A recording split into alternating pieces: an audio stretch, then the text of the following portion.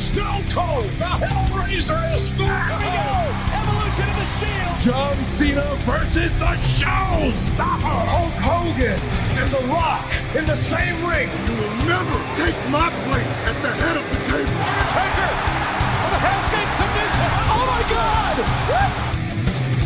My God, Michaels just kicked Cena's head off! The Monday Night Wars have come to WrestleMania! It'll be The Rock! It'll be Austin one-on-one! Third and final Undertaker! Do you believe in miracles? The streak is over! Hey, what's going on, guys, and welcome back to WWE Retro on the WWE podcast on this Friday, April 21st, as we crawl towards Backlash, about 2 weeks away from the pay-per-view that I think is probably going to be pretty eventful. Obviously, Roman Reigns will not be defending his World Championship, but at the same time, I really do think that it will be a good pay-per-view. And it's a rare occurrence of seeing Brock Lesnar on a B-level pay-per-view. Like, when's the last time we saw Brock fight at a non-Rumble Survivor Series WrestleMania pay-per-view? I think the last one was the Elimination Chamber in Saudi Arabia. And even at that, oh no, what am I talking about? It was Elimination Chamber in Montreal. So I guess it isn't as much as an odd occurrence as I thought. But typically, Brock does not appear at non-B level or non-A level pay-per-views. But we're not here to talk about that. We are here to go back in time and talk about John Bradshaw Layfield and his run as the WWE Champion from June 2004 until WrestleMania 21 in the spring of 2005. The first thing that we have to get through here is discussing where Bradshaw came from. And where Bradshaw came from was one of the more important and influential tag teams of the Attitude and early on Ruthless Aggression eras. And they really were one of the better tag teams. Like, you always think about the Hardy Boys, the Dudley Boys, Edge and Christian, rightfully so, but the APA were a very significant tag team back then. And they split momentarily during the early on era of the Ruthless Aggression, where you had Bradshaw go to Raw and Farouk stay on SmackDown, but they would eventually find their way back to one another. And, you know, Bradshaw originally, and Bradshaw, just for so everyone knows, that's JBL. He is named John Bradshaw Layfield. He was originally Bradshaw in the APA. I believe he was also a Blackjack Mulligan or something like that, but that's way before my time. I first remember him as Bradshaw in the Attitude Era. So when they finally got back together on SmackDown in, I want to say, like mid-2003, they held steady all the way until early 2004. They even competed with one another in a fatal four-way tag team match for the WWE, i.e. SmackDown Tag Team Championships at WrestleMania 20. But it ultimately led to a match where their careers were on the line. Or so we thought it was both of their careers.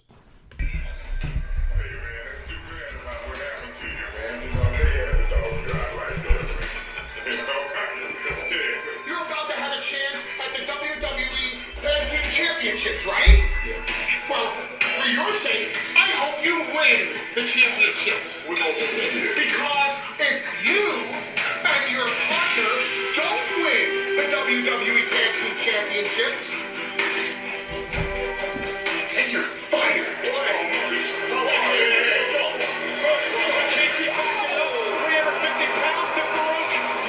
Wait a minute, Bradshaw! Went for the clothesline from hell and missed it. Get it up and shoot over Casey. Let's go, PA. Here's the cover. To the line. It's over. Ladies and gentlemen, is this the last call for the APA? Say it was fired. Say it. Say it, Paul. I didn't say I was firing the APA. I said I was firing you, Farouk. What? You need to think about your own future, Mr. Bradshaw. I think you should know. I think very highly of you. You're a respected financial analyst who's had a major book published and who's now on Fox News.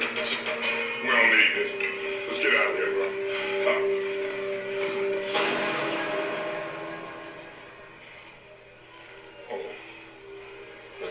Hey, hold on, man. Don't tell me.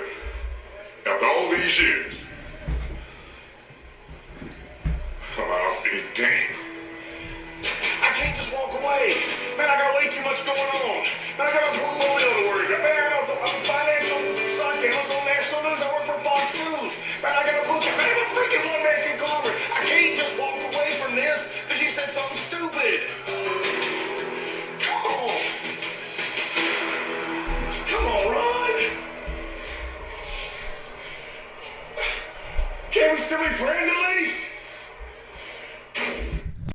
So just like that, John Bradshaw Layfield and Farouk are no longer the APA.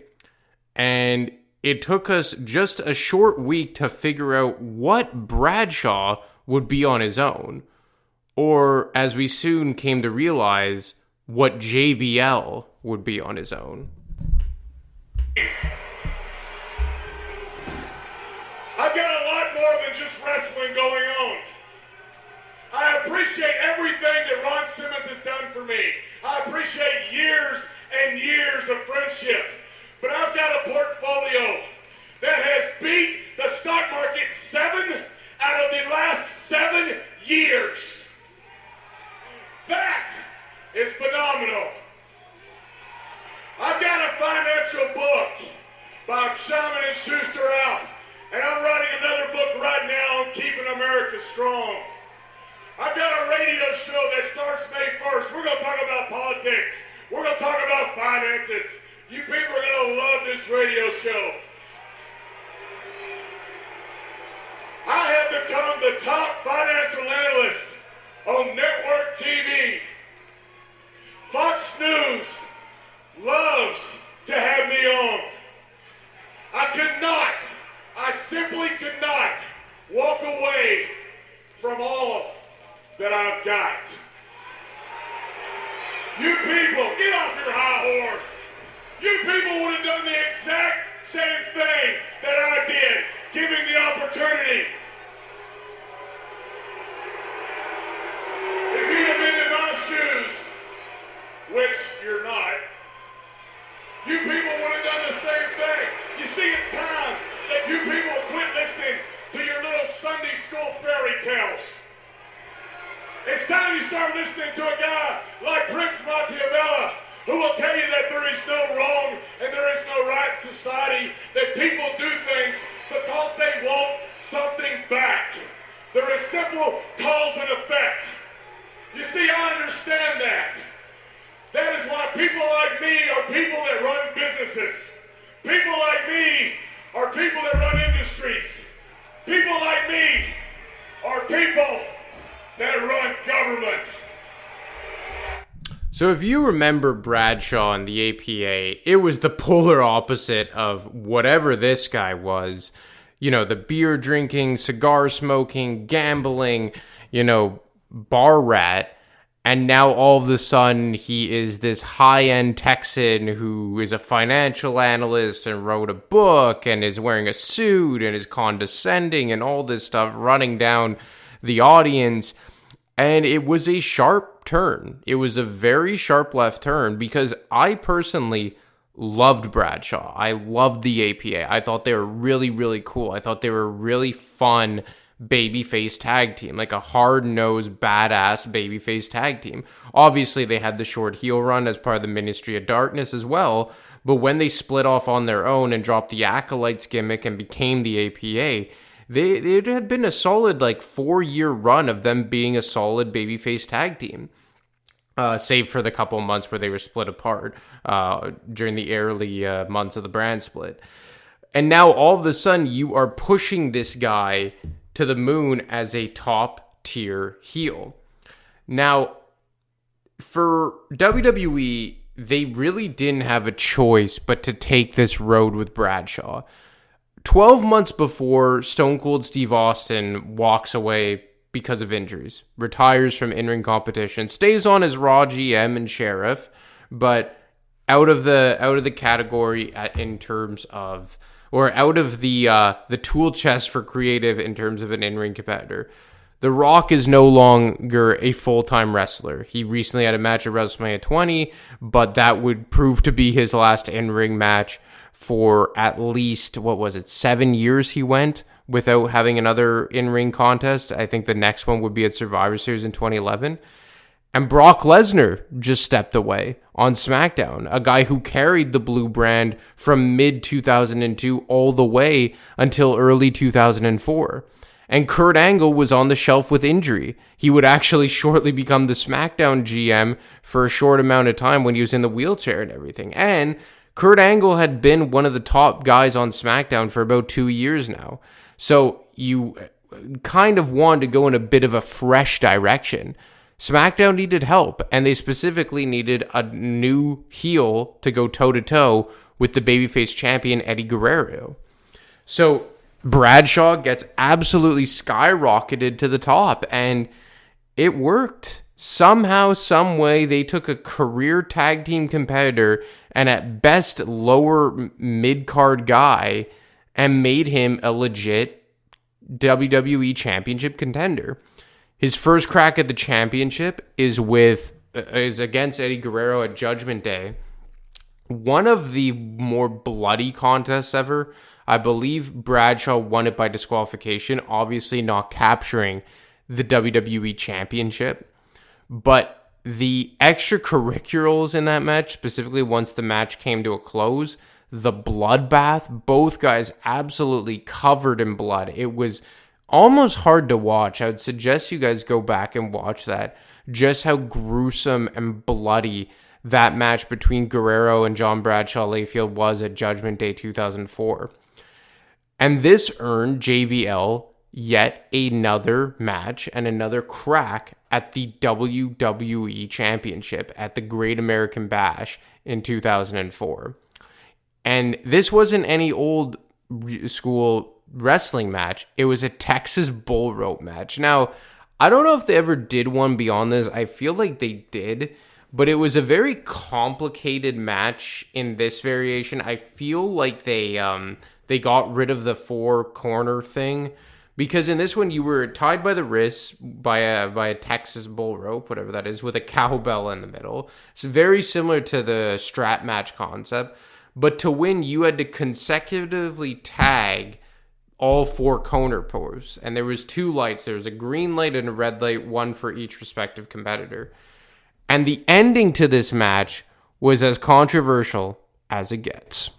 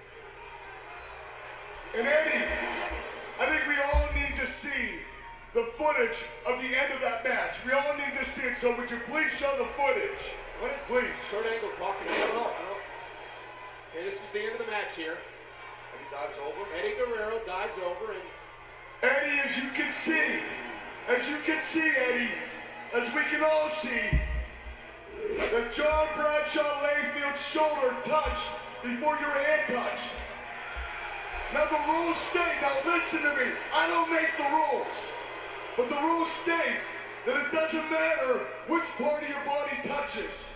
All that matters is who touches first. Eddie, I'm sorry.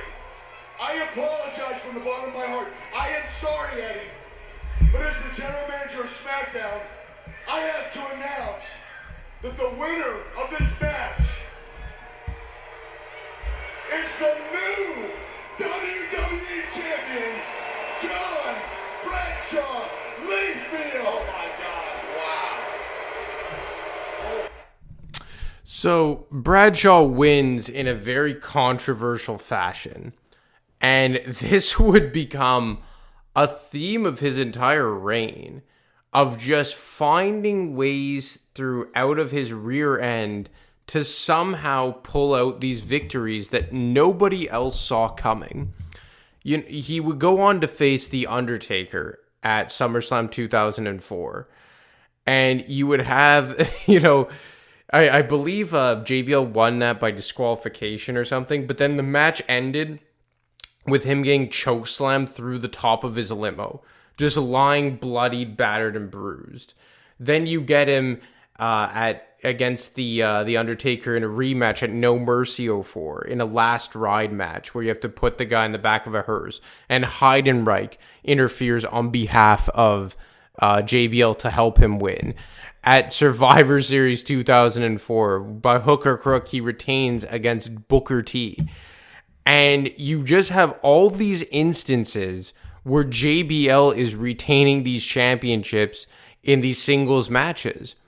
And that is when Theodore Long had the idea to finally put him in a contest where he didn't have to worry about one opponent, but three opponents. And that was a fatal four-way match against Eddie Guerrero, Booker T, and The Undertaker for the championship at Armageddon 2004 in December. A match I vividly remember watching live.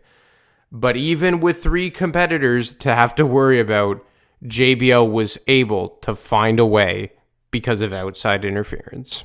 JBL screaming, can't believe it. And now the champions is coming up to the big man just sat out. And a hug right grab the Undertaker. Gotta be kidding. Somebody get rid of this damn guy. And a full Nelson. Cobra touch you right. Take it. And here's the JBL. To the leg. Damn it. Damn it. What was that from him? Here's your winner and still WWE Champion, John Bradshaw Layfield. You've got to be kidding me. I don't know how. In the holy high JBL is leaving this arena, leaving this city. He's going for the people. He's getting the hell out of Dodge. For the second time in 3 months, Heidenreich screwed the Undertaker out of the championship. So Heidenreich again interferes on behalf, well, not even on behalf of JBL, but to the advantage of JBL. And he's able to score the pinfall following the clothesline from hell on Eddie Guerrero. Now, this wouldn't be the final time that JBL would have to defend his championship in a multi-person match. And at the very next pay-per-view, he would defend in a triple threat against The Big Show and Kurt Angle at the Royal Rumble in 2005. And as we covered last week when we covered that pay-per-view, we listened to that audio, and he was able to finally, or he was able to, not finally, he did so many times, but he was able to retain that championship again because of heavy outside interference. Both his faction and Kurt Angle's faction were heavily involved in that match. So you have now JBL as the longest reigning champion in SmackDown history, and take that with a grain of salt. SmackDown had only been its own standalone brand for 2.5 years, but now you had him champion from June all the way to January. Unprecedented. It was crazy. This guy came off the bench in a lot of ways in terms of being a main eventer, and now all of the sudden was the reigning champion who could not be stopped in a lot of ways. But then came No Way Out 2005, and he had to defend his championship against The Big Show in a barbed wire steel cage match. So what's the difference? Well, the door was locked, so you couldn't get out that way. And on the top of the cell, there was barbed wire wrapped around. So it made it kind of hard and painful to dig out from over the top. Now, this may be the most funny, cowardish, snakish way ever for someone to have retained their championship, the way that JBL found a way to do it. But not only did he have to worry about the Big Show, who he was facing one-on-one, he had to worry about the Royal Rumble winner, Batista, who over on Raw had still not made his decision yet on who he was going to challenge at WrestleMania. And he had to worry about John Cena, who had just been named or had just won the right to be the number one contender for the WWE Championship at WrestleMania. So although JBL found a way to sneak out of this match against the Big Show with the title, he was quickly met with a rude awakening. Bounced off the steel support beam. Oh my God, this is just JBL viciously assaulted, trying to battle back against the challenger. And a thumb to the eye by the champion. Both men on the top rope, bounce himself. All about survival here, ladies and gentlemen. All about the WWE title. All about WrestleMania's main event. One of these two men will defend the title at WrestleMania against John Cena. We know Cena's in the main event as Big Show and JBL battle on the top rope. Well, we know. This thing here is like a car wreck, Cole. I mean, both men bleeding bad. They're trying to find a way out. You hit it. Trying to find an opening on the top of that cage, but there isn't it. Oh, no, this thing is just this barbed wire everywhere. All right, look at this. Got a goozle. Big Show's got JBL. And you have to come on, slow down.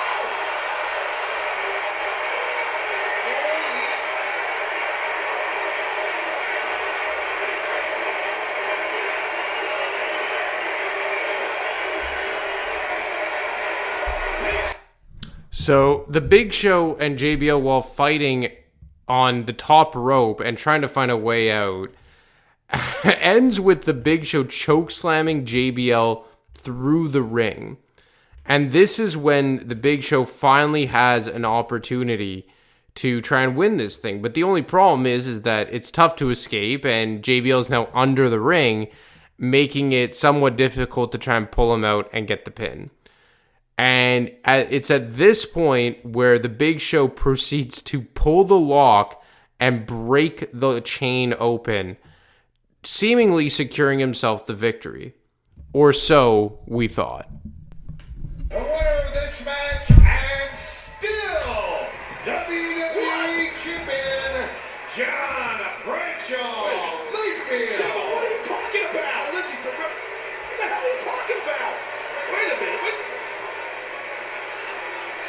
Where the hell did he come from? I don't know anybody. I don't know how is JBL still the champion? How is JBL going to WrestleMania?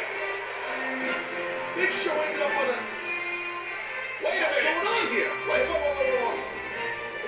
Big Show chokeslammed JBL all the way to the floor, right? Yeah, through the ring. Did he crawl? I have no idea.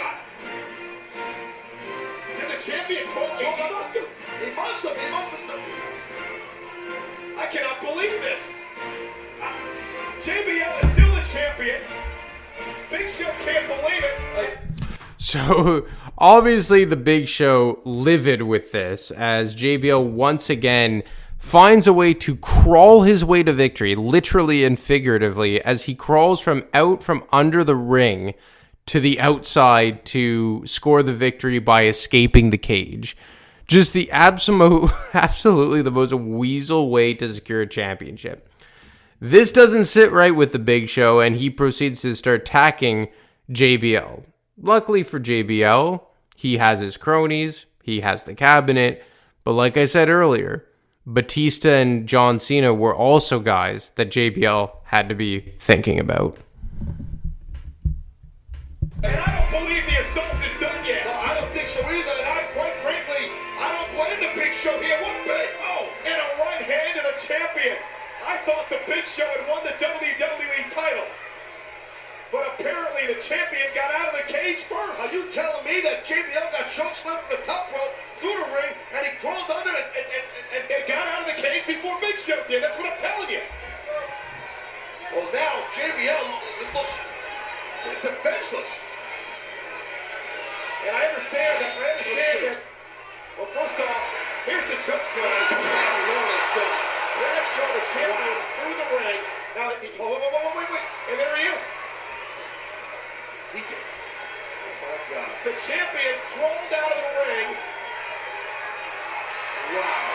Apparently, before the referee might have to saw it. Referee might have to right there as Big Show begins the assault. But you saw it, ladies and gentlemen. Here comes the cabinet. Orlando Jordan of the Bastions assaulting the Big Show. Trying to break the Big Show down. Bringing Big Show to his knees here.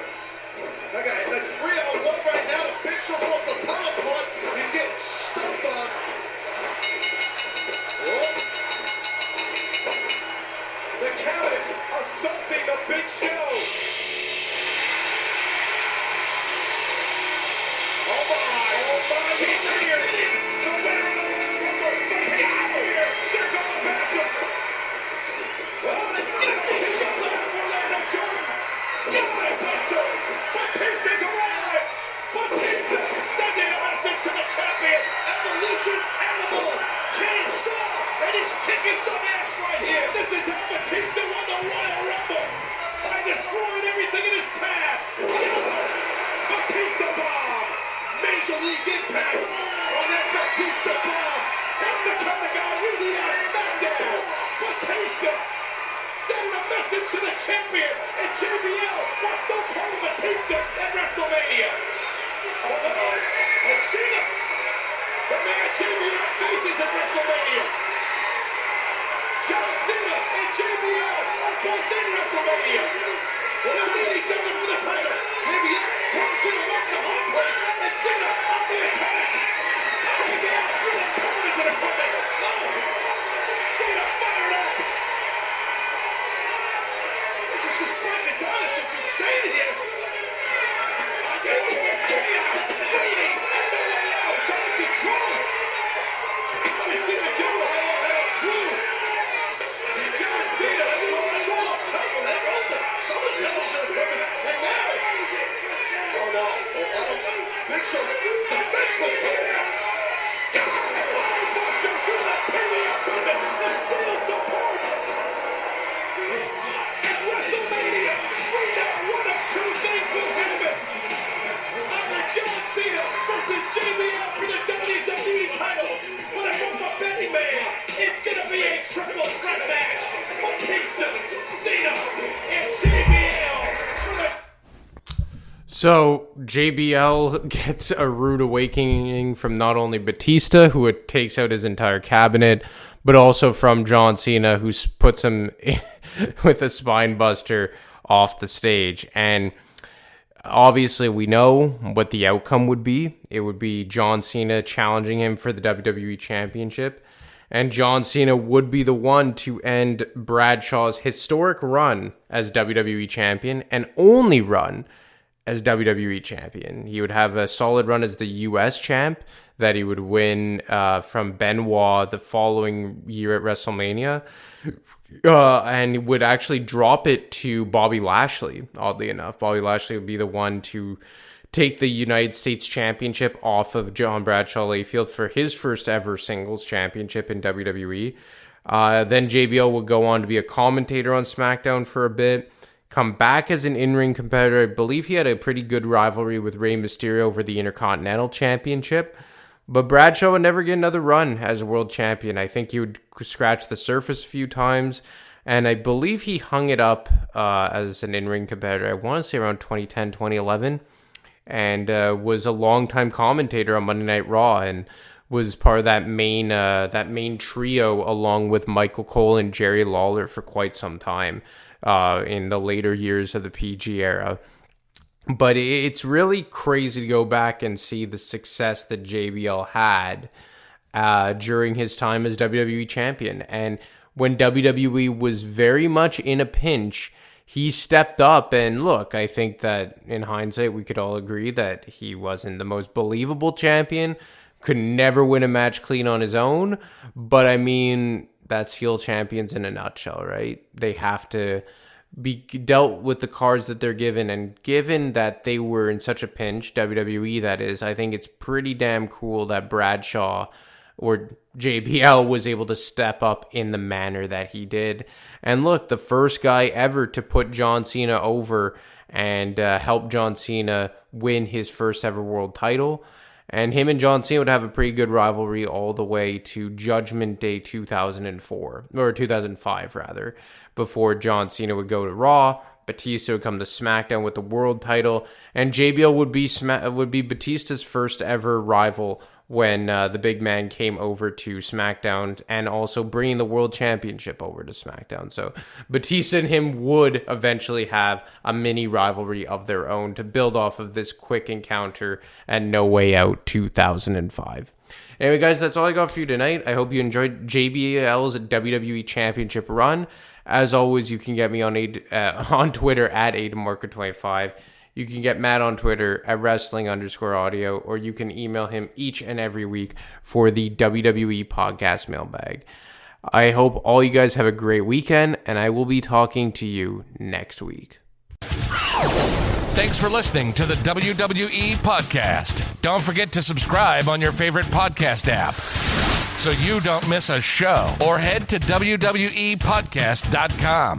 And for all of these shows ad-free, head over to patreon.com/WWE podcast. Until then, we'll see you next time.